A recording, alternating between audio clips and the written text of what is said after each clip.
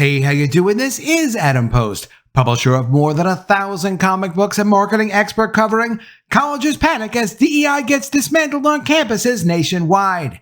Let's get into the story. Before we do, please be sure you are subscribed to the channel. Click the bell for notifications. Give me a thumbs up. I really appreciate you guys. Coming from the Chronicle of Higher Education, dozens of campuses shed or alter DEI efforts as political pressure mounts. And also from the Chronicle of Higher Education, tracking higher education's dismantling of DEI. A lot of this is based on state-based laws. A lot of it is also based on political pushback. The DEI stuff was always a fad. It was never legal. It was never something that should have been adopted. It was political ideology, abuse of power that's now getting rolled back. Since January 2023, at least 116 college campuses have altered or eliminated offices, jobs, hiring practices, and programs that explicitly recruit and retain students and staff from, quote, marginalized communities in response to legislation and political pressure, according to a Chronicle analysis. And as you can tell from the name of the website, the Chronicle of Higher Education keeps track of things like this, anything going on in higher education, which of course is colleges and universities. The Chronicle combed through local media reports, spoke with faculty and students, and surveyed college administrators to better understand how pending and enacted anti-DEI legislation is changing campus services. DEI offices have taken the greatest hit, with dozens of colleges renaming or closing departments. Colleges have cut funding for other DEI programs and reassigned DEI employees to other parts of the institution. On some campuses, including the University of Florida and the University of Texas at Austin, administrators have laid off much of their full-time DEI staff. Other colleges have scrapped the use of diversity statements and mandatory training courses. And those mandatory training courses are to teach all of the staff, all of the professors, all of the administrators, that they must follow the DEI ideology. That's why it's so great to see those training programs get thrown out. Efforts to eliminate identity-conscious recruitment and retainment of minority administrators, faculty, and students began in early 2023 after the Manhattan and Goldwater Institutes, two conservative think tanks, published model legislation in a push to reverse, quote, the illiberal takeover of higher education through diversity, equity, and inclusion offices that ironically stifle intellectual diversity, prevent equal opportunity, and exclude anyone who dissents from a rigid orthodoxy. And they're absolutely right, and they're getting results. Christopher Rufo was also part of the Manhattan Institute, and you've seen him as instrumental in getting rid of Claudine Gay, the former president of Harvard. Since then, lawmakers have introduced at least 84 bills targeting DEI practices. 12 have become law. Several legislators in recent months have accused colleges of finding workarounds to continue programs and services for underrepresented students that are now banned. On March 26th, the Republican sponsor of Texas's anti-DEI bill sent a letter to various leaders at Texas University Systems requiring them to submit a statement by May 3rd about how they are complying with SB 17, which bans DEI offices and diversity training and restricts the use of diversity statements. Diversity statements are pledges that students or staff are forced to state officially that they support the DEI woke ideology. They ban that in Texas. But while I'm encouraged with the progress I've seen from many institutions of higher ed implementing SB 17, I'm deeply concerned with the possibility that many institutions may choose to merely rename their offices or employee titles, Creighton said in the letter. The Texas State Senate's Committee on Education plans to hold a hearing in May for public colleges, chancellors, and general counsels to describe how they've updated their practices to comply with SB 17. And of course, that's what they need to do. They need to hold these colleges and universities responsible and force them to publicly state what they are doing to comply with Texas law. DEI advocates argue vague laws have led colleges to overcorrect. Students of color and LGBT students say they've lost essential mental health resources, mentorship, and a range of other activities that they say help them connect with one another. Well, these kinds of special clubs and programs and additional services can't be offered for just certain groups. That's what makes it unfair, that's what makes it illegal, and that's what's been being canceled. So while it's not nice to see people lose opportunities, and it's not nice to see people lose access to certain mental health services, it is nice because you don't need those services just for you in a special group. You're not entitled as if you have a disability just because you're LGBT or you're a certain color or you're in the country illegally. And that's what these services were doing. And they were being paid for by the government. While some student organizations and staff members have attempted to legally bring some of the services back, they say it's an uphill battle, especially as DEI staff continue to disappear. They're not disappearing into another dimension. They're disappearing because they're being fired, because you can't keep them on staff paid for through government funds if it's a violation of state law. And that's a major improvement. Maybe they are slipping into another dimension. Following Creighton's letter, the University of Texas at Austin closed its Division of Campus and Community Engagement, which the university previously created to replace its DEI office, and fired an unspecified number of people working in DEI-related roles. There have been a substantial number of changes, and we can say dozens of colleges, we can say nationwide, but let's get into some of the specifics. From the Chronicle of Higher Education, tracking higher education's dismantling of DEI. The Chronicle is tracking higher ed's dismantling of diversity, equity, and inclusion efforts as colleges make changes in response to anti-DEI legislation and mounting political pressure. An inconsistent and confusing landscape has emerged. This resource attempts to document the changes and help readers better understand how the campaign against DEI has actually reshaped campuses. The outline collects changes that public colleges have made to offices, jobs, training, diversity statements, and other DEI-related activities as a result of bills, executive orders, system mandates, and other state-level actions since January 2023, when the Chronicle began reporting on anti-DEI legislation. The information comes from a Chronicle survey, media reports, and tips from readers. In Arizona, legislation has been proposed. Here's the latest. Summary of changes. Diversity statements. The Arizona University system eliminated the use of diversity statements for hiring in August 2023, following a directive from the Arizona Board of Regents.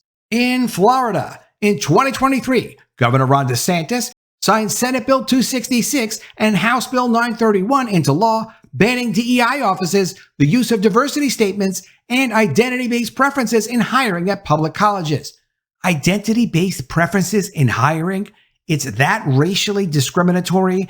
It's that discriminatory against people who have a certain gender or sexual preference. Yes, it used to be. Not anymore in Florida. In the College of Central Florida.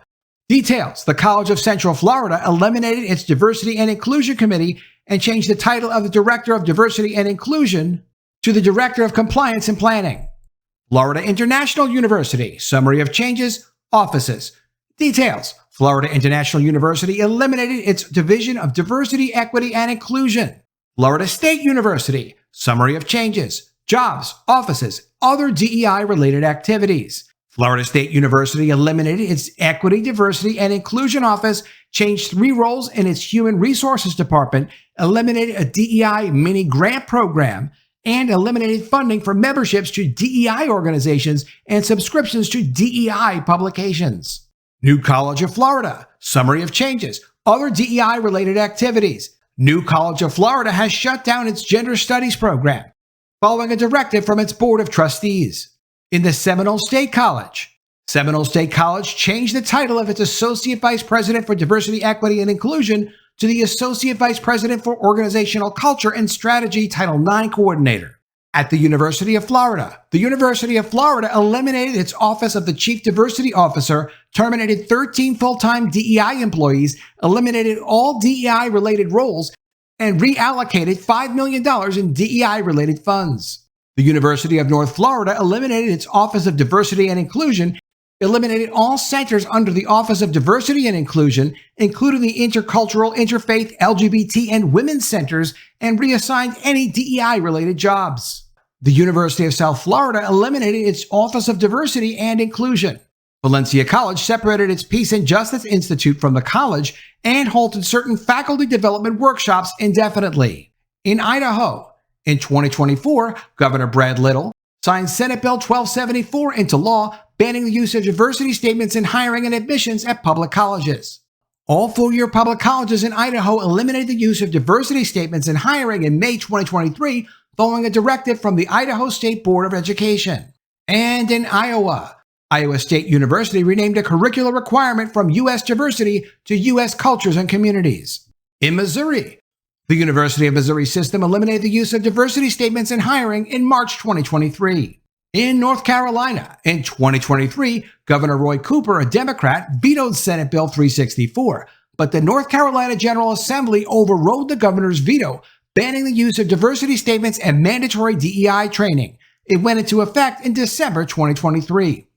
At the University of North Carolina system on 16 college campuses, the University of North Carolina system eliminated the use of diversity statements in hiring and admissions in February 2023, following a directive from the university system's Board of Governors. And in North Dakota, in 2023, Governor Doug Burgum signed Senate Bill 2247 into law, banning mandatory DEI training and the use of diversity statements in hiring at public colleges. In Tennessee, in 2023, Governor William B. Lee signed SB 102 into law, banning mandatory DEI training.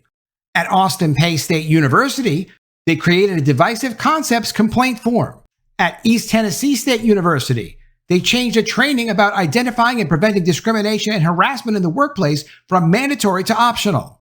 At the University of Tennessee system on 5 campuses, they renamed its Division of Diversity and Engagement to the Division of Access and Engagement. In Texas, and this is a big one, everything's big in Texas, in 2023, Governor Greg Abbott signed SB 17 and the state's 2024 to 2025 budget, banning DEI offices, mandatory DEI training, identity-based preferences, the use of diversity statements, and funding for DEI efforts at public colleges. At Alamo Community College District, they reassigned one employee, adopted some new policies, and made changes to training related to hiring for managers. At Collin College, they renamed and changed the focus of its Collin Culture Council. At Dallas College, they eliminated their DEI office, reassigned employees from the office to other departments, and updated any multicultural programs to be open to everyone. At Del Mar College, they updated policies, statements, and procedures that referred to affirmative action. At El Paso Community College, the El Paso Community College District eliminated its diversity programs office, reassigned employees from the office to other departments in the college, and updated various programs and policies. At Grayson College, they eliminated its equity statement. At Lamar University, they eliminated its Division of Diversity, Inclusion, and Community Relations, created a Division of Strategic Initiatives and Community Relations, reassigned a small number of employees to other positions in the university, and eliminated a third-party training module that was previously required for human resources employees. In the Lone Star College system, the Lone Star College system renamed its Office of Diversity, Equity, and Inclusion to the Office of Culture and Engagement and eliminated mandatory diversity training. At Midwestern State University, they renamed its Mosaic Cross-Cultural Center to the Mosaic Center for Community and Belonging and changed the center's focus in the fall of 2023 from providing services to underrepresented and first-generation students to all students. At Ranger College eliminated its Diversity, Equity, and Inclusion Department. At Sam Houston State University eliminated its Center for Diversity and Intercultural Affairs, created an Office of Community and Civic Responsibility, and moved one employee to another position. At San Jacinto College's Central Campus eliminated its Office of Diversity, Equity, and Inclusion and moved the office's employees to other positions at the college. At Stephen F. Austin State University, they eliminated its Division of Diversity, Equity, and Inclusion, created a Division of Student Development and Access Services to house its Disability Services, Veterans Resource Center, and Peer Mentor Programs. At Sul Ross State University eliminated its Office of Diversity, Equity, and Inclusion, created an Office of Multicultural Affairs, and reassigned one employee to another position. At Texas A&M University at College Station, they eliminated its Office for Diversity, which served all the system's campuses, and its LGBT Pride Center, created a Student Life Center that will continue some Pride Center programs that are open to all students, transferred employees to other positions, updated some hiring practices, and changed some required training. At Texas State University, they eliminated its Division of Inclusive Excellence, created the Office of Student Involvement and Engagement, moved a small number of employees to other positions, and eliminated mandatory DEI training for new students and employees.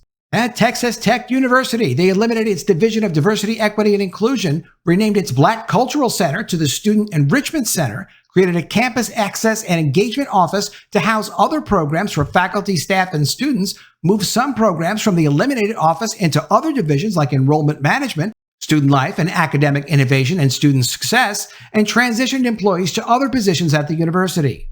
At Texas Woman's University, they closed its Office of Diversity, Inclusion, and Outreach, created the Center for Belonging and First-Generation Students, moved 2 employees to other positions, eliminated DEI modules for employee training, paused the activities of the Chancellor's Diversity, Equity, and Inclusion Council, and modified language on digital platforms and print publications.